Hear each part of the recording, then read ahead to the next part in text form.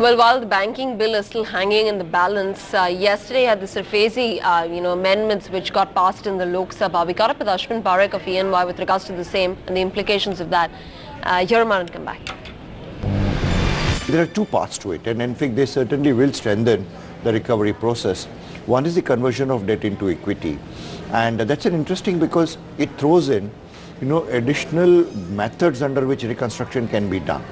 For instance, if the banks have larger equity, for example, then they will have larger control on the management through board presentation or representation, and also making sure that critical resolutions which are essential in the borrower company to really reconstruct the asset become easier to that extent, basically. So that's an important change to my mind.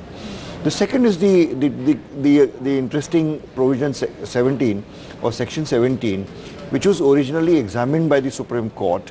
This was on the acquisition of assets. Immovable properties. The immovable properties, let's say, belonging to the borrower. And there, once again, what is important is that the rights are now being given to the banks.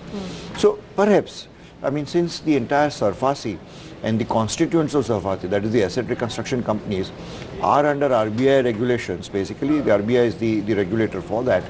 RBI will now soon come out with the regulations which will balance out any grievance that the customers were. So earlier, if there was a judiciary system which stepped in, on behalf of the borrower to examine whether the banks were or the lenders were going out of their way to harass or to do anything with the borrower, that part can easily be now managed by the regulator on one side. I'm talking about the negative aspect about it.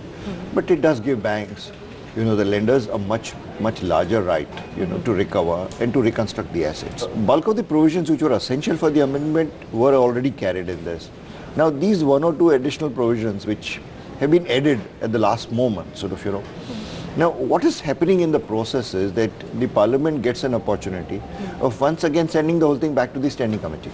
Now once again that becomes a time-drawn process, because then the Standing Committee will once again meet and examine, the three provisions, and then offer its views, and recommendations to the Parliament. I thought, that in the larger interest of the system, if the government is really eager to bring about the reform and also to bring about new banks and new licenses, then in that case, the best thing that can be done is to just keep back these three provisions, which have suddenly been added after all that, But that's only a view. It's one of the ways in which at least the amendment can be carried out a little faster, I suppose. All right, with that, we're done on time here on the 2:30 Factor. Thanks a lot for watching Business 2020. Up next with